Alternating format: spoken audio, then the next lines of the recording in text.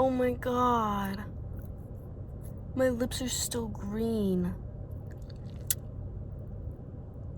That's so embarrassing. We're gonna ignore that. So I am a very big Stranger Things fan. Have been since 2018. It is October 22nd, 2025. So I have this note in my notes app on my phone that I've been compiling forever. Some of these are theories, some of these are wants that I have. Some of this is just me pointing shit out. A lot of it is shit from Tumblr that probably won't come true in the end, but people say what they want to say on Tumblr, which is good for them. So I am here to talk about what I have written down in my note, pre-release of season 5. I have it open here. I have my note. I am at a point in time where the van scene reaction has not come out yet, if it comes out at all. So the notes. The note is titled, Will kisses Mike's forehead in the hospital. ... Not believable, me thinks. That is the bolded title of this note. As explained in the note, me thinks this is not believable. Mainly because I don't think anyone's gonna end up in the hospital in season 5. I just feel like putting someone in the hospital in season 5 would almost lower the stakes. Oh, and let me just say, I am very confused about the timeline of season 5 as of right now, because the image of the byler staying with the Wheelers has surfaced, which is like great, but it just confirms to me that these outfits that they're wearing in that image of them eating breakfast, like, are the outfits that you see them in basically for the entirety of the teaser trailer. So I feel like things are gonna pick up pretty quickly. But with all that being said, the season is also 18 months post season 4. So I'm just kind of stuck on a lot of these theories and whatever that I'm making. Like, what has been going on for the past 18 months? Like, Vecna's just been sitting, waiting for 18 months. I don't get it. I don't know what's gonna happen there. We'll see.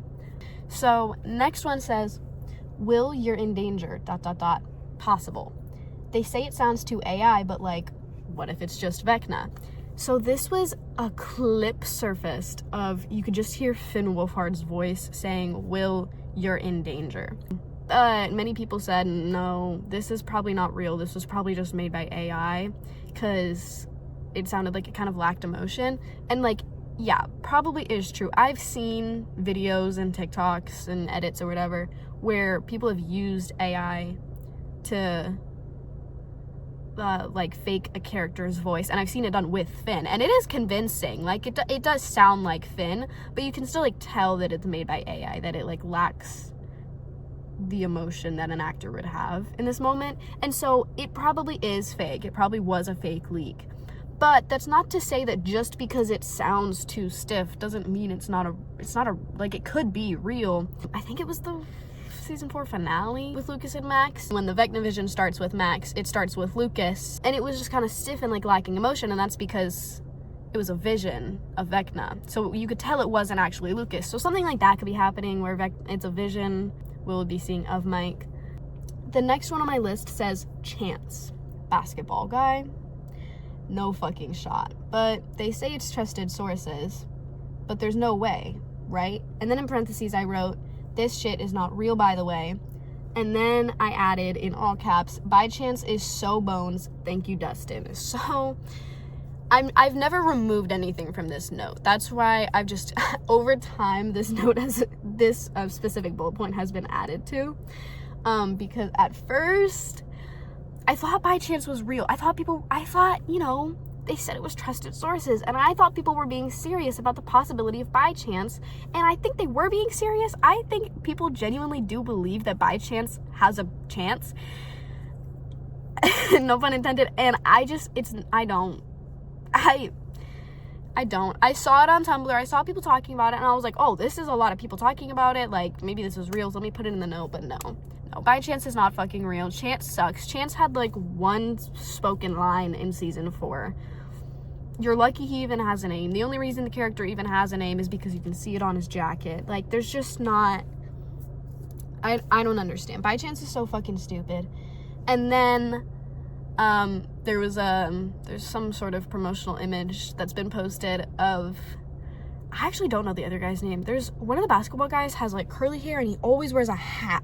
He's another basketball guy, and he is shoving Dustin up against a locker at some point in season 5, probably in the first episode, and Chance is in the background with the most devious, malicious grin I think an actor could muster. Like, he genuinely looks evil. Chance is in the background of this image looking fucking insane, and like, no, by Chance is not real. Chance sucks. The next bullet point says, cleaning each other's wounds is a big one. The more popular methinks means the more likely to be true.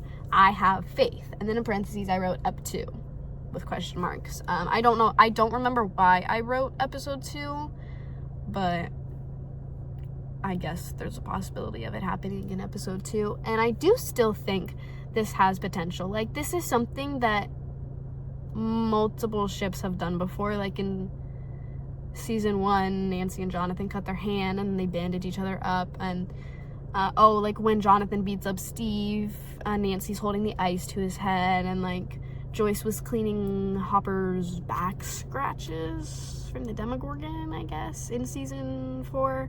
But anyway, it's a common like romantic trope to clean each other's wounds, and I think like, yeah, there's definitely a possibility that this could happen. Like, I don't have any proof of it, but I'm like, I can say like this is a more likely theory to come true, especially like there are shots of Mike in season 5 with some sort of injury on the side of his face, like right here. But like, I definitely think there's a possibility of Will cleaning that. Possessed Will choking Mike in a church? Sure. Mike confessing while Will is possessed? Less likely, but plausible. Will choked Joyce one time, and then in parentheses, Will needs contacts for this scene. So, genuinely, Churchgate confuses the shit out of me. There are probably many theories surrounding the church, because there is a church set in season 5. I do know that much. But what it's actually there for, or what it's gonna serve, I have no idea. Whatever. Anyway, I don't have any reason for this theory. I don't know where it came from. Probably Tumblr. Somebody said, what if Will chokes Mike in the church? Which, like, yeah, sure, could be cool. Their evidence for it was that he's choked Joyce one time. I have nothing to say about this. Will needs contacts for the scene. Will's eyes are another thing to me that I'm like, ooh, this is so cool. But I have a point about that later, so I'm not going to get into it right now. I genuinely don't have anything else to say about that one. The next one just says, show will end with D&D, which I don't have, like, proof of this. It's not necessarily a theory. It's just kind of something that I'm like, this would be so cool, since the first scene of season 1 is the boys playing D&D in Mike's basement. You know, just for boys in the basement chilling, playing D&D. And, like, for the show to, like, end on a scene of them like playing D&D and not being like scarred by it, being able to like come back to D&D after like moving on from the Upside Down or whatever. I feel like that'd be so cool. Just you know, something I might want. It doesn't have to happen though. Like, it's not like necessary. The next one says, obvi the season opens with little Will singing Should I Stay or Should I Go? Big faith in this one. I am 99% confident that this is how the season is going to open, because one of the Stranger Things Twitter accounts posted a photo of the opening of the script for season 5 episode 1.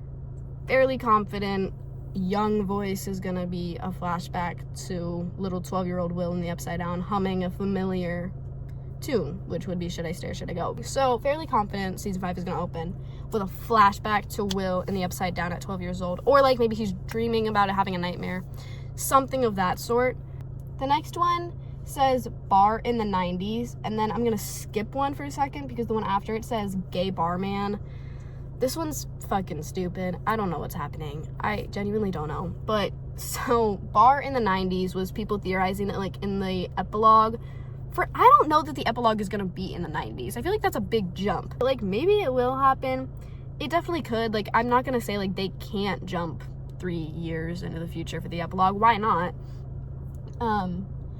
But yeah, supposedly the boys go to a bar, and then gay barman refers to some man coming up to talk to Will in the bar that Mike gets jealous of. Not really a theory. I have like little to no faith in this actually happening. I don't know why it would. I don't know what purpose it would serve. People just really like the idea of jealous Mike. Honestly, that is like what people are obsessed with. That's like the whole reason for By Chance is just to make Mike jealous. People are so obsessed with the idea of that for some reason. So that's all it is. It's just a ruse to have like Mike be possessive over Will. I don't really care. Going back to the one that's in between, it says season 4 episode 1 revamp, forced conformity lunchroom scene, arrow, Eddie outside at bench with Chrissy. Season 5 being the blue sweater Will / long coat Dustin looks being in lunchroom, arrow outside with Will seeing a vision, and the way me saying that audibly makes no fucking sense. So I'm just gonna explain it. Season 4 episode 1 revamp with the forced conformity lunchroom scene, and I'm saying that because we have images from season 5 of the core 4 in a lunchroom eating lunch together. And then in season 4, after the lunchroom scene, Eddie goes outside to that bench with Chrissy to sell her drugs. But this time there are images from season 5 with the core 4 outside at presumably that same bench. Could be a different bench, but it's a bench outside regardless. So it's gonna kind of, I guess, mirror that of like, here they are in the lunchroom, and in season 4, Eddie was talking about forced conformity, and then here they are in season 5, where they're in the lunchroom, and then they go outside to the bench or whatever. I don't know. That's all I meant. I can't, like, figure out any, like, direct parallels yet, but, the point is, I specified, like, the blue sweater Will long coat Dustin looks because I didn't realize that those were the outfits that they were gonna be wearing the entirety of season 5. At the time I wrote that, I didn't, yeah. So ignore that, but then yeah, after the bench, Will's gonna probably, I imagine he's seeing a now memory, because he kind of like walks away into the distance, like slowly, like just looking up, kind of like how he would in season 2 when he was in a now memory. So that's probably what's gonna happen, and then Mike's probably gonna be the first one to notice, and he's gonna be like, Will, oh my god, are you okay, Will? Yeah. That's my theory. That's it, though. The next one just says, let's start a new party, you and me. Which, like, if you're invested in the fandom at all, you've heard this before. This is literally just me quoting a Stranger Things Twitter post. That's all I wrote. But basically what that means, people theorize, like, that's something, like, Mike or Will are gonna, like, say to each other. At the end of season 3, Will's leaving in California, and he puts his D&D box in the donation box, and Mike is like, oh, no, what if you want to join a new party in Lenora? And Will says, not possible, because Will doesn't want to join a new party. All he wants is Mike. So let's start a new party, just the two of us, romantically. That's what that is. Okay, so the next, like, 3 are really funny, because I wrote the same thing, like, 3 times without realizing it. So the first one just says, they fall into Lover's Lake, ... They're wet. Then I'm gonna read the next one in its entirety because it's long. The kids behind Mike in that trailer are Holly's friends, and they parallel Mike, Dustin, and Lucas from season 1. Obvi vanishing of Holly Wheeler is a must. Makes way for some really cool Karen and Joyce parallels, and obvi Byler to Jancy older siblings BS. One of the kids is real obsessed with Holly like season 1 Mike, and it's romantic, blah blah, Mike is gay. Episode 5 water scene equals big gay scene. And then there's another one after that says, Will falls into Lover's Lake or something, Mike saves him, wet hair. So, yeah, the fact that they're wet, like, really just called out to me, I guess. So, presumably, they fall into Lover's Lake, or they jump into Lover's Lake, or they're trying to find Lover's Lake gate, or I don't know what the hell happened. They're wet, and it's gay. It's gonna be gay. So, that's cool. But let me explain my big, long one. Episode 2 of season 5 is presumably called The Vanishing of Holly Wheeler, which obviously would parallel Holly to Will from season 1. And then she's gonna have this group of friends that we've seen in the trailer who are looking for her. And these friends are gonna be like Mike, Lucas, and Dustin. that were trying to look for Will in season 1. But there's one kid whose first name I don't remember, but his last name is Turnbow, and he presumably is going to be like the Mike of the season. Mike was very obsessed with finding Will, and Mike was doing whatever it took to find Will in episode 1. The main difference here is that Lil Turnbow is gonna have a crush on Holly. And what does that say about Mike? So that will be cool. Also, episode 3 is called The Turnbow Trap, and that's the kid's last name, but I'm gonna get to that later. Also, let me just say, really weird that Holly's supposed to be like 8 and Will was 12, like, and already Will was like way too young to be suffering this. Anyway, Mike now is the older sibling of a young kid who went missing, just like Jonathan was in season 1. So Mike is going to be like the Jonathan of this season. And who helped Jonathan look for Will? Nancy. So in this season, Will is going to be like Nancy, and Will's going to be helping Mike look for Holly. And then, of course, Nancy and Jonathan ended up getting together, and like you guys see at the byler Jancy parallels, yada yada yada. That's what that means. The next one says, sharing bedroom, sleepover. I guess I'm gonna get to it later. I will explain what that means later, but Will and Mike sharing a bedroom. They're having a sleepover because the Byers are staying with the Wheelers. The next one just says, what painting? And again, if you're in the fandom, you know what this means. The painting is gonna bite little Willie in the ass, okay? So, the next one says, Robin. I don't know what about her, but she's gonna do something. And then in quotation marks, dynamic duo, and it's Will and Robin. Makes me think Willowa and Maluma goes crazy. No, goes cray. Yeah, I don't know what the fuck I was talking about. The point is, I guess at some point, someone referred to Will and Robin as a dynamic duo for season 5. And Robin is obviously a lesbian, and Will is obviously a gay man. Those have both been confirmed. So, something is gonna happen between them. That's literally all I wrote, though. I don't know what it doesn't mean anything. It just means Will and Robin are together, and I think, they're gonna see each other, and I think they're gonna, I don't fucking know. Oh! Oh, shit. The next one just says the Paladin and the Cleric. I didn't know that was on there. I rewrote it again later. I'll get to it then. The next one says Mike and Joyce Protectors Unite, Season 2 core, which means exactly what it says. I think something's going to be going on with Will, and I think just like they were in Season 2, I think Mike and Joyce are going to be all over that. And I've been missing that so bad. Season 3 and Season 4, like, Joyce was great. And Joyce was still very much so worried about her kids, but she didn't spend much time with her kids. She mostly was just with Hopper, which is like, yeah, I love Hopper so much, but, like, I missed that Season 1, Season 2, like, perfect mother, Joyce Byers. And I need to see it again in Season 5. Give me back the Byers family in Season 5. Byers Hopper. Oh, another thing I want to see, more Wonder Twins. Season 1, Will's missing. Season 2, Elle's missing. Season 3, they're both together, but, like, they're still not really together. Season 4 is, like, the only time you see Will and Elle, like, interact. And, like, when they are, it's so cute. Like, when Jonathan and Will are like, we're her brothers, because they want to see her in the jail. Well, she never made it to the cell. They want to see her in jail or whatever. And he's like, well, Elle's my sister, Mike, or whatever. Like, that's so good. I was eating that shit up, but, like, I still want more. I still crave more Will Elle siblings. Please and thank you. Also, Wonder Twins. Like, they call them the Wonder Twins for a reason. Will has powers. Oh! Anyway, that's what that's about. Next. Ooh, so I mentioned Lettergate earlier. So this one says, Lettergate! The Twitter post they made that sounded like parts of a letter, but kept getting scratched out, ended in love, Mike. There's a letter somewhere out there he wrote to Will and signed it with love.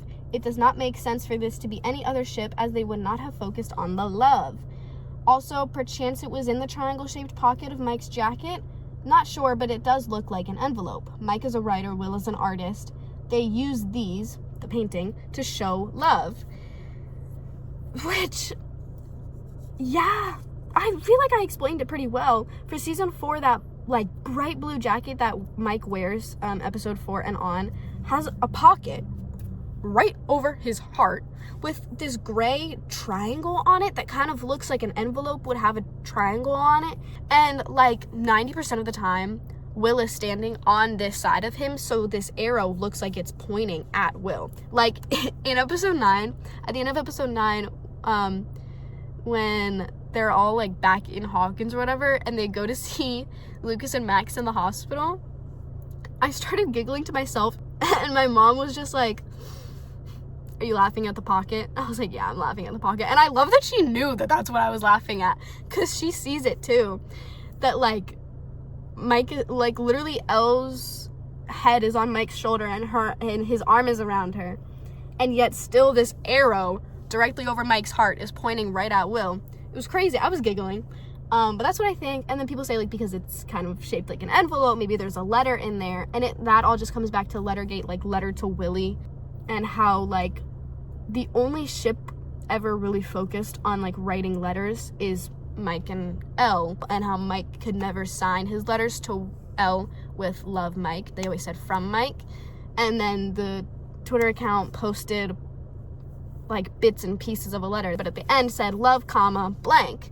And the only romantic pairing that ever has shared a letter is Mike to Elle, but he famously couldn't sign it with "Love." So I think, you know, Mike is a writer. I think Mike was writing letters, or wrote a letter to Will, signed it with "Love," never sent it. The envelope pocket was pointing right to Will the whole time. There's a letter to Willie out there somewhere. It all comes together. Lettergate. I have a lot of faith in Lettergate. I never get too hung up on theories. I'm never like, "Oh no, I think this is gonna happen, I think this is gonna happen." But I do have such a soft spot in my heart for Lettergate that it will be like the one thing that if it doesn't come true, I will be saddened by it. But I never try to get like too hung up on my theories. So most of the rest of them, if they don't happen, I'm like, okay, whatever. Of course it didn't happen. Lettergate though, that's my baby. Anyway, the next one says Flickergate. OG Flicker being the upside down kiss is lovely, but also I don't think it makes sense to have flickered in the real world. Also coincides with Birthdagate. There's got to be a reason season 4 specifically showed March 22nd. So this is me mentioning Flickergate and Birthdagate in one. In the first episode of the first season, in the scene where Will's about to leave and he says to Mike, "The roll, it was a 7. The Demogorgon, it got me." And then he bikes away. The light in Mike's house flickers above him as Will's running away. And obviously it's meant to signify the fact that, like, the Demogorgon is here and is about to take Will in a couple minutes. But people are making theories that, like, it was flickering for another reason. It was flickering at something else happening in the Upside Down, which, like, I get it because the Upside Down is stuck on November 6th, but also with all the evidence from season 4, I don't think that's how it works. Whatever is going on in the Upside Down, despite the fact that the Upside Down is on November 6th, can be heard, like, people talking in the Upside Down can be heard in the real world. And it has nothing to do with the fact that it's November 6th, 1983 in the Upside Down. So I don't think that Flickergate can work. I think it would work the opposite way, where if Mike and Will were kissing on November 6th, 1983. No, I don't care. Anyway, Birthdagate is more confusing to me because I don't know why it's happening, but Will's like the only character in the show who is mentioned to have a canonical birthday. They all have canonical birthdays, and at one point Susie mentions Dustin's birthday is in a few months, but there's no specific date said, and Will's the only character whose birthday is specifically mentioned in the show as March 22nd. And then in season 4, they use a video camera specifically, which will show the date on the screen, and it says March 22nd. And, like, there's no way out of the 365 days in a year that they picked the one date that has been mentioned to be the most important character's birthday. They did not do that shit by accident. They claimed that they did it by accident, which makes me more confused, because now I'm like, did they just, like, were too many people asking and they had to release a statement about it, so they said, like, it was an accident or a coincidence? But, like, I don't know. With the way that, like, the Upside Down is stuck on November 6th and the timeline is crazy, I still believe there was a reason that it was March 22nd, 1986. I just can't figure out what that reason is. But then, like, Will never mentioned in season 4, like, you guys all forgot about my birthday, because, like, him and Mike fought in Rankomania about how, like, Mike thought Will was making the day all about him, and he was, like, being a drag, whatever, and Will was mad at Mike for not writing letters to him and not calling, but, like, he never said, like, oh, and you forgot my birthday's today.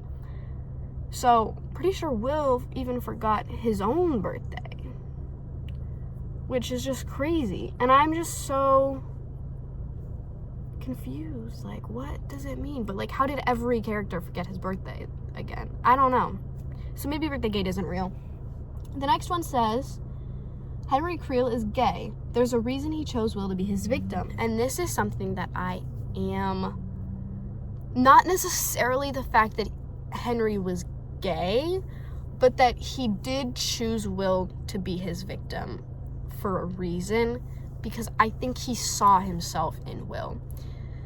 Like, the show makes such a point to parallel them. They go on about, like, oh, he's a sensitive kid, and, like, he's an artist, and he doesn't fit in, and he doesn't have many friends, or whatever, and they do all that, and Henry talks about knowing what it's like to be different, and Will talks about what it's like being different, and, like, they make such a point to parallel Will and Henry that I think it was Henry's choice to pick Will to be his victim.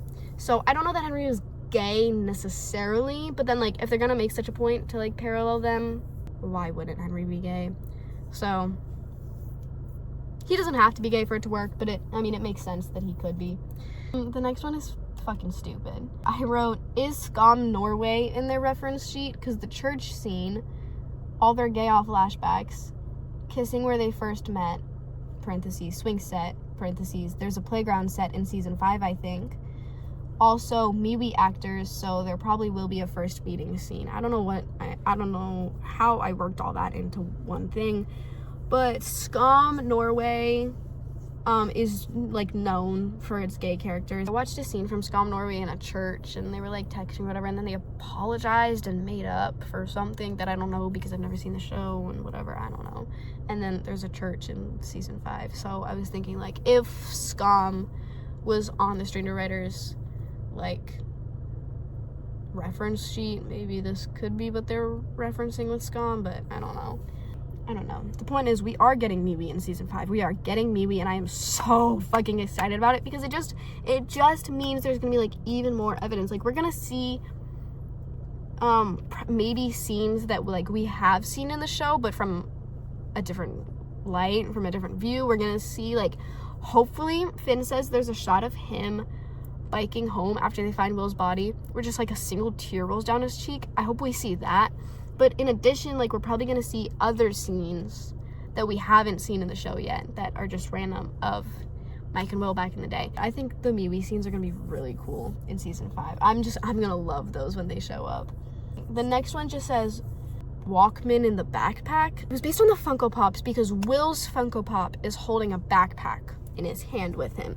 So it probably means that that's Will's backpack. But we have shots from, like, promo material of Mike wearing the backpack or whatever, and there's a scene of him, like, biking really quickly or whatever, and he has the backpack on, so people are thinking, like, everyone needs to have music on them at all times just in case anything goes wrong.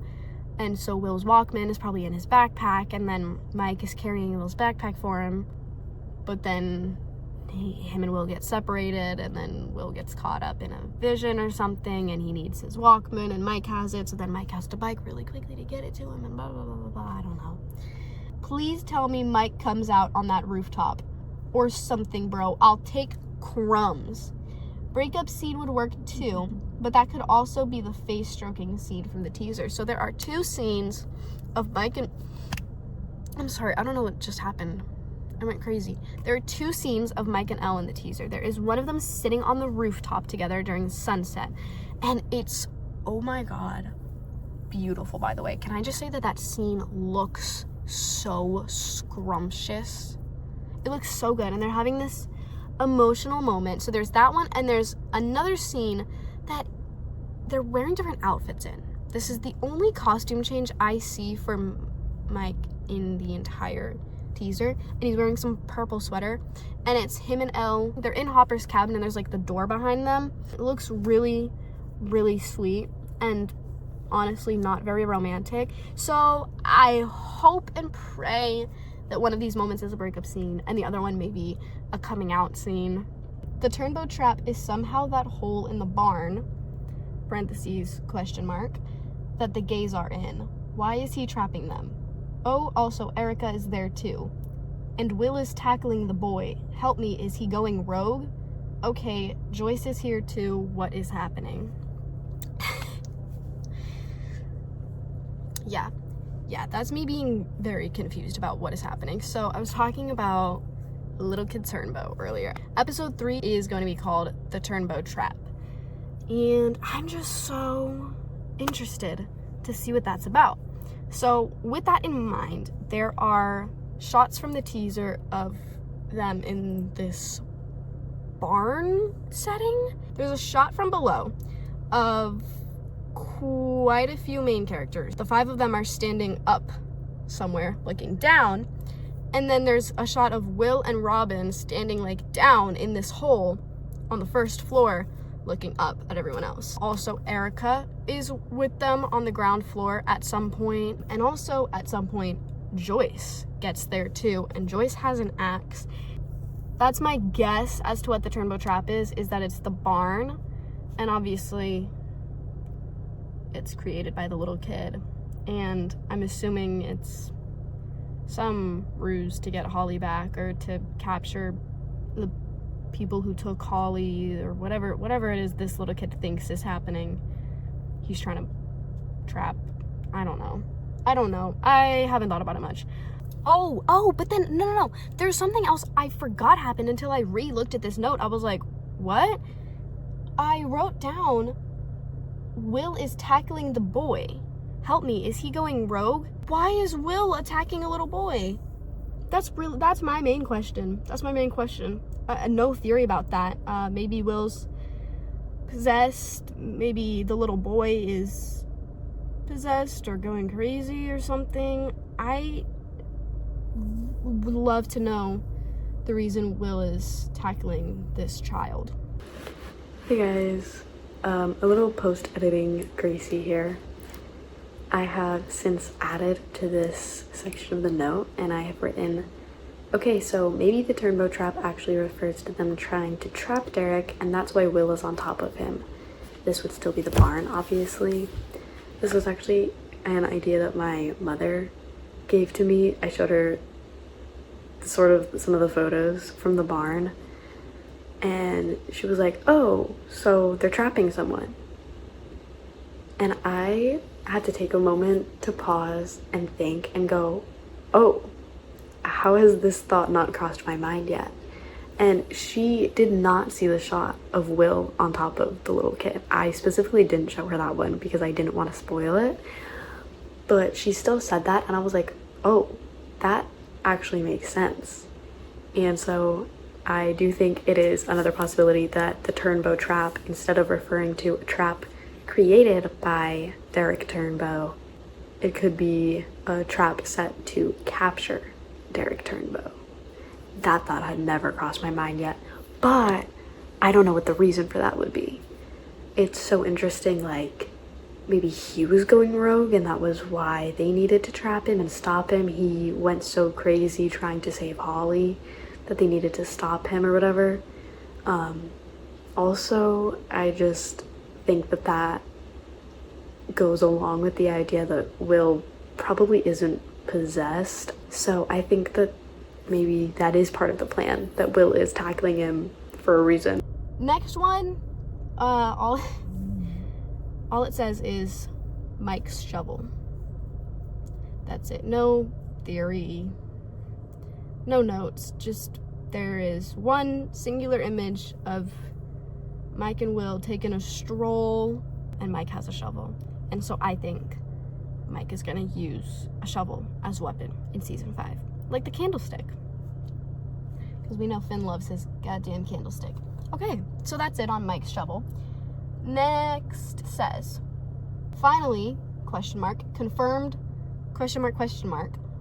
buyers are staying with Wheelers, which could mean nothing, but with this including Joyce, she's probably gonna stay in the basement because it would be weird to go anywhere else, which means Will and John have to stay with the Wheeler Sibs. And then below that, I wrote, or maybe not.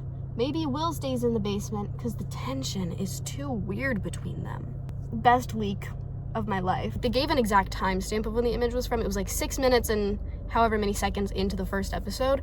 And if that's true, like that is early. Like they're genuinely gonna be wearing these outfits for very many episodes right from the beginning of the season. This basically confirms the buyers are staying with the Wheelers, which was everybody's like suspicion all along anyway. To have it like officially confirmed, like, yeah, this is happening. Oh, that's so good. I have no evidence that Will is staying in Mike's room, but wouldn't that be nice? Wouldn't that be nice? Maybe Will stays in Mike's room and there's tension because of that, but there's like the good kind of tension because they're like forced to be in such close proximity, but they're getting all awkward about it.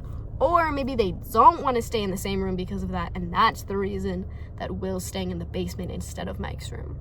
Either way, both are good. The next one just says Murray knew about byler in season 4. Murray's eyes on romance has always been something the fandom has appreciated. The fandom loves Murray, which like, yes bitch, me too. The fandom loves Murray and they love his ability to like pick up on romance or whatever, which is great, which is beautiful. There's mixed opinions on whether or not byler should get Murrayed. However, I do believe Murray had some sort of inkling that byler was going on in season 4. When he shows up in California in season 4, first of all, fucking hilarious. That scene, beautiful. Another one of my favorites. Just wonderful. Like, Joyce has no fucking idea that Jonathan is getting a high every day. How does she not know that? People use lines Murray said in season 4 as byler proof. He lists off like what teenagers do. He lists off a couple things, but the two notable ones are play Nintendo and experiment sexually. If the word experiment is being used, it's because they're experimenting with people of the same gender as them. Sexually experimenting has always meant like, oh, everyone experimented in college. Everybody was a little bit bisexual in college. You know what I'm saying? That's what it means. So he's saying like they're experimenting sexually with people of the same gender as them. And, you know, and then he says like, oh, they want to play Nintendo. And like, guess what Will says a couple episodes later? Let's just play Nintendo for the rest of our lives, or whatever the fuck he was talking about. Like, it's literally spelled out. So anyway, I do think like Murray was picking up what was going on at dinner that night. He knew very clearly that Jonathan was high, and he sensed tension between the other three on the other side of the table. And I think, you know, that there was multiple kinds of tension that he was picking up on at that dinner. Okay, like I think he fully understood what was going on between the love triangle. He also doesn't care and he doesn't give a shit about these people, so he's not gonna say anything. So the next one says, in quotation marks, I know what it's like to be different. Okay, and then being different plays in the next episode over Will's non-confession, like, okay, Henry, just say you're gay. Episode 7 of season 4. That's like that whole ginormous scene where you find out that Henry is also one and is also Vecna, and that these three characters are all the same guy, and it all starts coming together. Vecna is showing Nancy his story. The point is, Henry's gay. I talked about it before. I did talk about it a little bit before, that I think Henry picked Will to be his victim on purpose. This is just further proof of that, really, because actually I explained all this earlier, but he explains what it's like to be different, and he talks about how he knows being different is this and this and that. And then literally the next episode 8, is the van scene. Will says his non-confession to Mike, his masked confession, I'll say, where he gives Mike the painting and says, Elle is thinking this, and Elle feels like this about you, and Elle needs you, and Elle fears this and this and that. And he's saying all of that while giving this painting to Mike that is supposedly from Elle, but in actuality, we know, no, the painting is from Will, as are the words accompanying it. We're gonna move on. The next one says, Mike contemplating the painting before breakfast with coffee. Season 1, episode 1. We enter the police station, and Hopper is eating probably a donut because he's a cop or something, and grabs a cup of coffee, and Flo walks up to him and tells him, you gotta do this and you gotta do that, and also Joyce Byers is in your office, and Hopper shuts her up by saying mornings are for coffee and contemplation. So anyway, that image of the Byers and the Wheelers eating breakfast together, Mike is pouring himself a cup of coffee, right? Mornings are for coffee and contemplation. Well, guess what else? There's a photo of Mike sitting in his room, sitting in a chair, and he's kind of bent over, thinking. What is he thinking? What is he looking at? I believe he's contemplating something. Now, I have written down contemplating the painting. Don't know if that part's true. Don't know if he's looking at the painting and contemplating the painting, but he's definitely contemplating something. And the point is, I just think that the whole morning scene with Mike is a callback to contemplation and coffee, because he's about to drink coffee. So I think that's cool. The next one says, Mike was calling Will the whole time, just couldn't get through because Joyce's new job. Mike wouldn't stop complaining about it, but Mike isn't allowed to call Elle on the phone, ... So yeah, popular theory that in the time between seasons 3 and 4, Mike actually was calling Will the whole time, which during their roller rink fight is one of the things Will pointed out, to be you haven't written to me once, and we barely ever even talk on the phone, you haven't even called me. And Mike doesn't, I don't know if he really responds to that. But then later on, we get this line from Dustin. The gang in Hawkins has been trying to get in contact with the California gang, and they keep calling Joyce's house, whatever, nobody's answering. And Dustin says something about yeah, Joyce got a new job as a telemarketer, so the line is always clogged. Mike won't stop complaining about it because, implying Mike calls and can never get through. But the funny thing about this is that Mike can't call Elle. They make it a point that Mike can't call Elle. First of all, that's why they're writing letters to each other. And that's why at the end of season 3, Mike mentions that he's gonna steal Cerebro from Dustin so much so that he can talk to her and hear her voice. But he's gonna do it over radio instead of on the phone, because she's not allowed to talk on the phone. The government would find her. So if Mike's been complaining all the time about not being able to get through to the Byers, well, who's he been trying to call? Not Elle. So, I think that's gonna come back.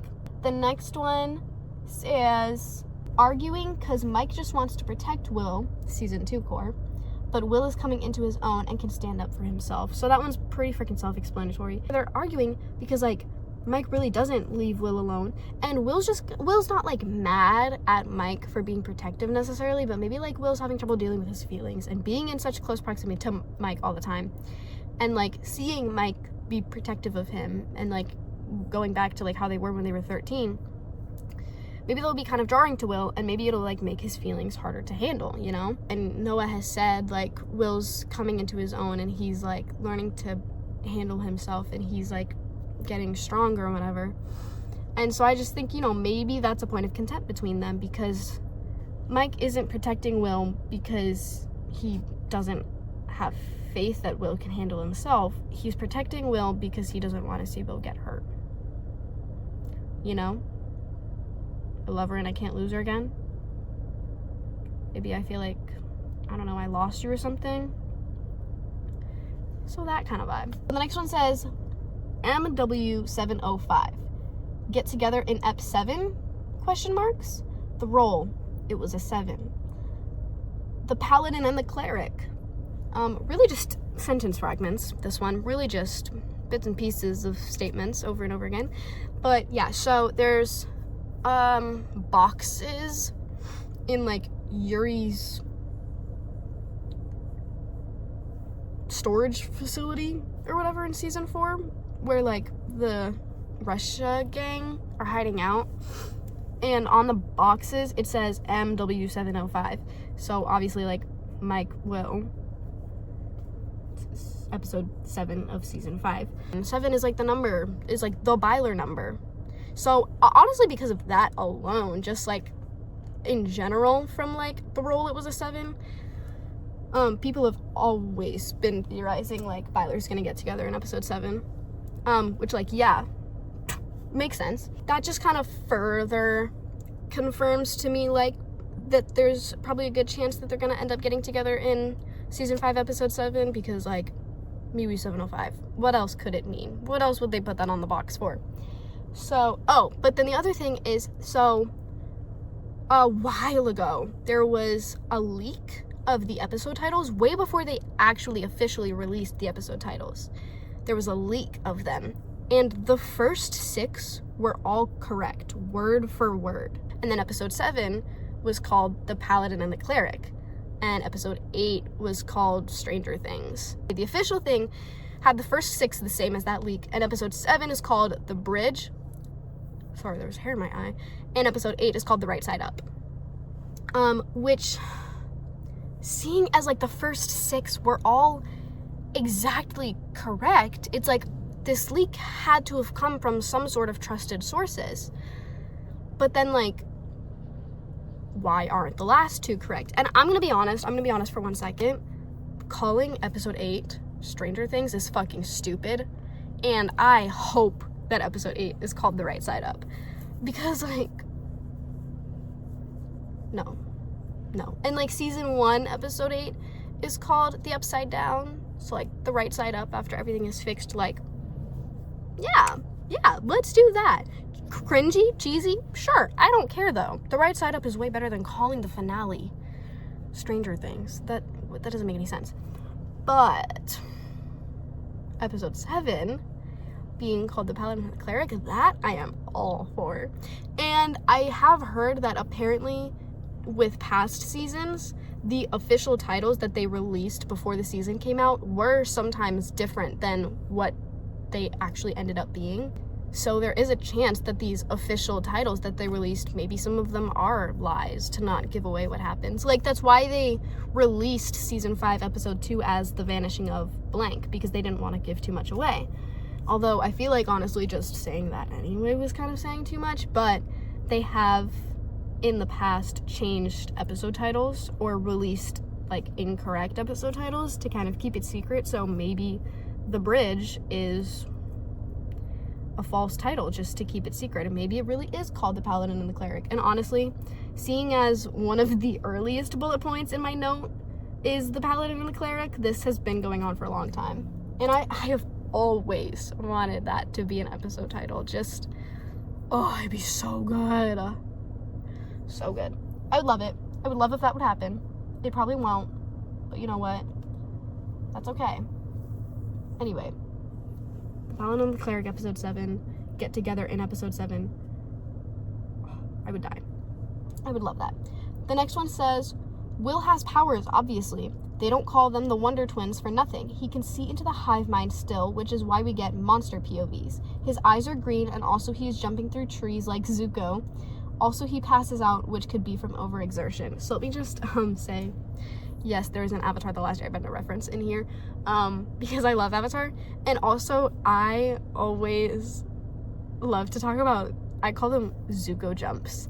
Anytime a character jumps from one place to another that is not humanly possible, I call it a Zuko jump, because Zuko is always jumping 50 feet up. Like, so Zuko jumps, I mentioned before, like, yes, they don't call them the Wonder Twins for nothing, and it's been a popular theory for a long time, probably since season 1 or 2, that Will might end up having powers. Obviously, like, in season 2, he could see into the hive mind, and he was the spy. And, like, honestly, that's, like, power enough already.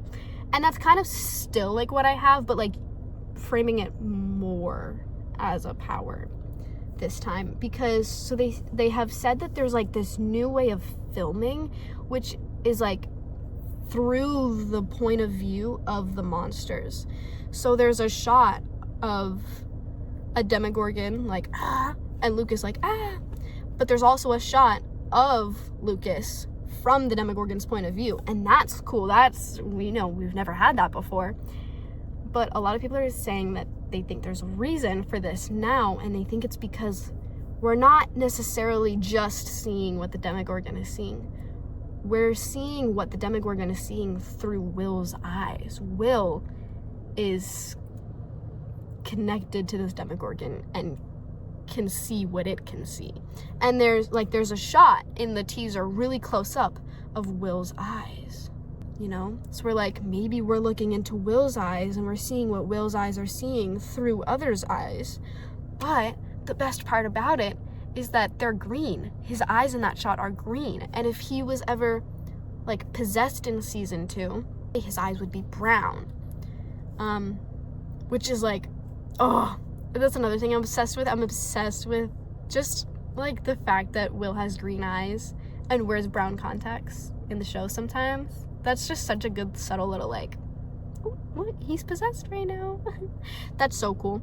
So I'm thinking his eyes are green in this shot because he's not possessed. He's just contacting the hive mind using his powers.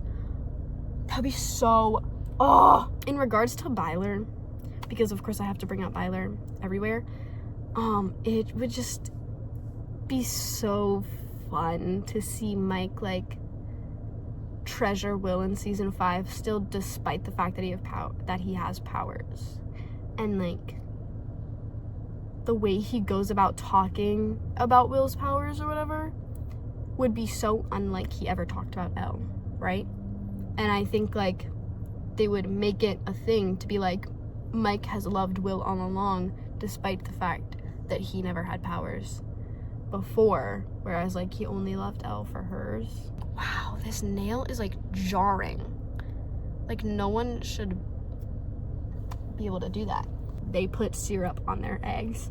This is kind of just, like, a cute little thing that people have noticed. Not necessarily, like, a theory or, like, proof of anything. It's just cute that, like, in season 1, episode 1, I think, during the Wheeler's breakfast, Mike is putting syrup on his eggs, and Nancy's like, ew, that's so gross. So then later he pours some on her eggs just to gross her out, like an annoying little brother would.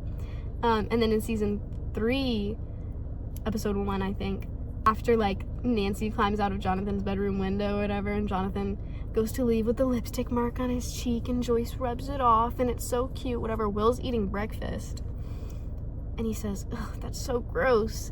And Joyce says, you're not gonna think it's gross when you fall in love. And he goes, I'm not gonna fall in love. And it's so cute, and it's so wonderful, and I love that scene, but also he's putting syrup on his eggs during that scene. Byler Canon 2K25.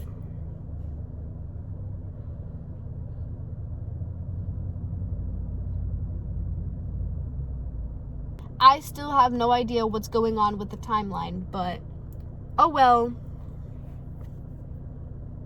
Yeah, not a theory, not a proof, not a thing I want to happen. Simply me taking notes because what the fuck? If we get closer to the release of season 5 and I start to figure it out, I'm gonna put it in this bullet point, but like as of right now, so fucking confused about the timeline. Because what do you mean it's been 18 months and nothing has happened? And then it's all just gonna like pick up suddenly. Like 18 months have gone by with nothing, and then from the second episode 1 starts, they're gonna be wearing those same outfits for the rest of the season. That's crazy. That's crazy. Some sort of like secret relationship where they are aware of this thing between them but are too scared to straight up address it. So maybe Mike says something accidentally or otherwise that implies that he knows this isn't normal or platonic, but that Will isn't sure whether Mike suspects Will or if he's just self-reflecting. Will is scared that Mike understands him, but Mike is actually just scared of himself.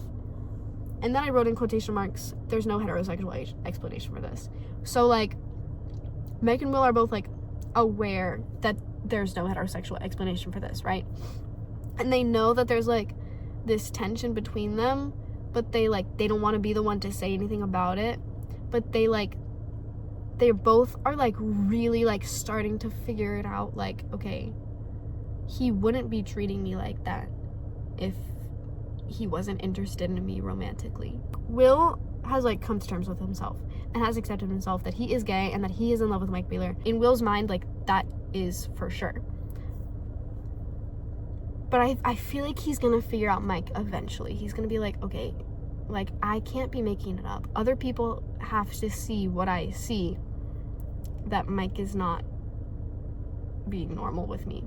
I honestly explained it pretty well in the note. There's not really much more I can expand on, but like, they both know that something's there, but they don't want to be the one to say it first, in case they're wrong. Also, can we mention the 3x8 kiss scene? Yeah, nothing else about it. Nothing in regards to season 5, just like, well, maybe season 5 will mention the 3x8 kiss scene. That would be great. The season 3, episode 8, final Malevolent scene has always been one of my favorite Byler proofs. Always. Since season 3 came out in 2019, I was like, oh my god, this is crazy.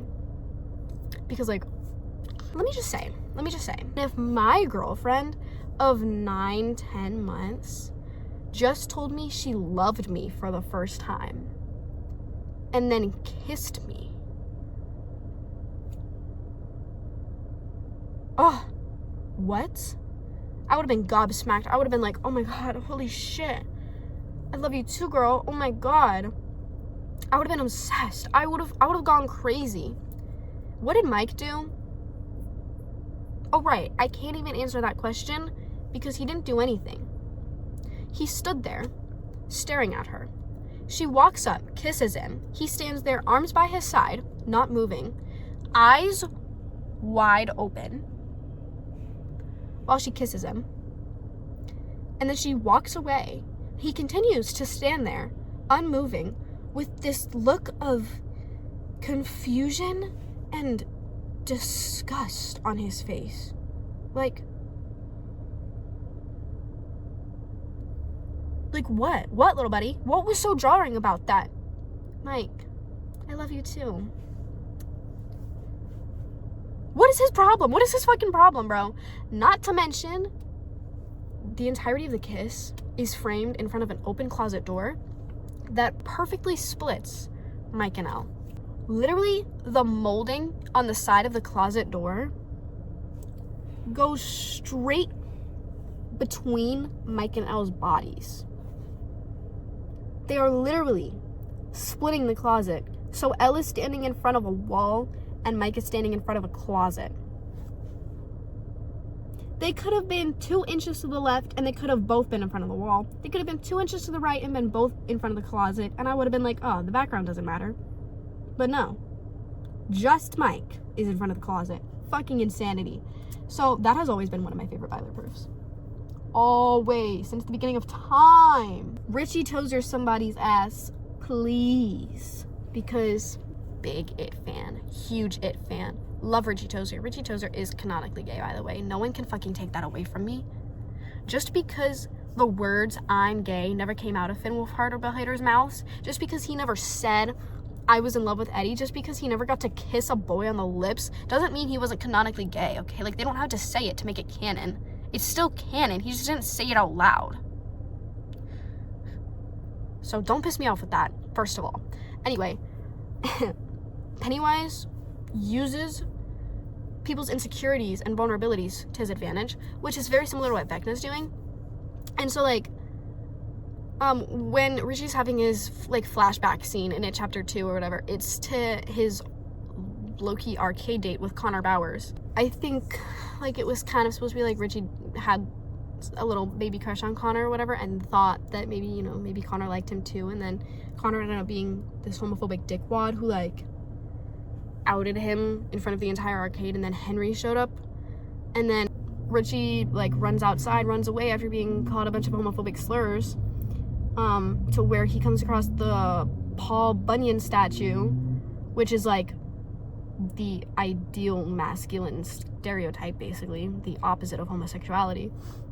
And then Pennywise comes down from Paul Bunyan's shoulder with an upside-down triangle of balloons, singing, "I know your secret, your dirty little secret." Pennywise, like, uses all of that to his advantage or whatever, shames Richie for being gay, because he knows Richie's, like, insecure about it, and that's his vulnerability. But along with that, he also, in, like, the first movie, uses Eddie to his advantage. When they enter the house on Nebolt for the first time, he shows each kid something to try to separate them. And Richie and Bill are the two left together, and he, in his attempt to separate them, he makes a fake Eddie who's, like, sick and dying, and shows it to Richie to try and pull Richie away from Bill so that they'll be split up and they won't be able to work together to defeat Pennywise.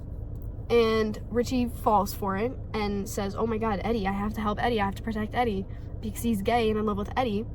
And, like, something like that. T. Beautiful. Something along those lines of, like, if it's Finn again, great. If it's Finn in that situation, beautiful. If Vecna uses Will to, like, draw Mike away or, like, call on his insecurities or something, oh, mind blown. It could be the other way. And obviously it doesn't have to be, like, an exact replica of that scene, but, like, I do feel like there's a good chance that some sort of Pennywise-esque scene vision is gonna happen. The last one that is currently on my list says Crazy Together callback. Absolutely. Only love makes you that crazy, and, you know, like, blank makes you crazy. And also, I've been going on about them saying "I love you," which, like, yes, they definitely should, but maybe they didn't say it. They didn't have to. For promo for season 5, they've mentioned Crazy Together at least 3 times already. It's just that fact alone is enough to be like, okay, why are we focusing so heavily on this? So I think there's gonna be a Crazy Together callback, right? In season 5, because, like, they've been saying how, like, craziness and love go together all along. In season 1, Flo, again, back at it with Flo, says, "Only love makes you that crazy, sweetheart, and that damn stupid." And then in season 2, you get the, "Hey, well, if we're both going crazy, then we'll go crazy together, right?" Yeah, crazy together. And then in season 3, Mike is trying to tell Elle that he loves her, but he can't force the word out of his mouth because he doesn't mean it. And he says, you know, like, blank makes you crazy. And she has no fucking clue what he's talking about, because honestly, who would? And so the point is, they're going crazy together, and crazy represents love. So I think they're gonna call that back. Also, I said, like, I've been going on about them saying "I love you." I actually haven't mentioned that. I filmed a voice memo the other day, and I was talking about, like, my wants for season 5 and how, like, I want them to say they love each other on screen. I want to see them kiss each other on screen. Like, they can't leave it up to interpretation at the end of the season. They can't leave it implied that they get together. I need to, like, see it happen. And so, like, yeah, I have been going on about them like saying I love you, but maybe they don't have to say it out loud. I still very much so would prefer for them to say I love you, so that like homophobic general audience members like can't be like, no, but they didn't say it, like a Richie Tozer situation. We're like, no, but he didn't say it, so it's not real. So like, yeah, I still very much like would like for them to say I love you at some point, but maybe they don't have to say they love each other for them to get together in the first place. Maybe they can still like get together and address it between themselves without directly saying I love you, because they didn't have to say it. So yeah, maybe they can get together without directly telling one another, because, you know, they didn't have to say it, because their relationship is just like that, where they can just read each other. Like, there are quite a few moments in the show where like Mike and Will just like share a look, and like words are passed between them without being spoken aloud. So like, yeah, they don't have to verbally communicate, and the idea of that is super cool. And them like getting together without saying it, because they just like know what the other is feeling. So I do like the idea of that, but still, like, at some point, again, like, to parallel Elle basically about how Mike could never tell her that he loves her, I think absolutely the season cannot get away with making byler canon without Mike telling Will he loves him. I think that's pretty important for him to do, just to be like, yeah, Mike couldn't tell Elle he loves her, not because he's scared of love, but because he didn't love her. Because that's another thing people say that pisses me off, is like, no, the Whalers just aren't good at saying I love you. But like, no, bitch, he can't say it because he doesn't mean it. Fucking simple as that. So anyway, just to parallel that, and just to like stop the general audience members from being like, no, Mike just has a problem with the word love because his parents aren't in a loving relationship of their own. They need to be like, no, Mike doesn't have a problem with the word love. He says it to Will right now because he actually loves Will, and he actually means it this time.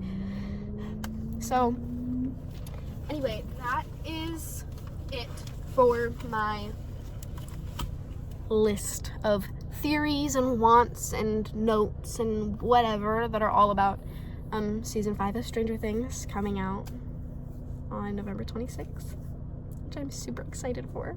Super excited for. So looking forward to it. I'm gonna go home and go eat, and you know, once there's a suitable number of more theories on my list for me to talk about again, I'll probably come back and film another video yet again. But for right now, that's all I have to say. So, bye. Season 1, we get the wonderful line from Flo. Nope. Can I fuck off, maybe? Teen makes me crazy. I don't know what I just did. Mike says, I was being a total self-pitying idiot. And Will goes, I didn't say it. And Mike goes, you didn't have to.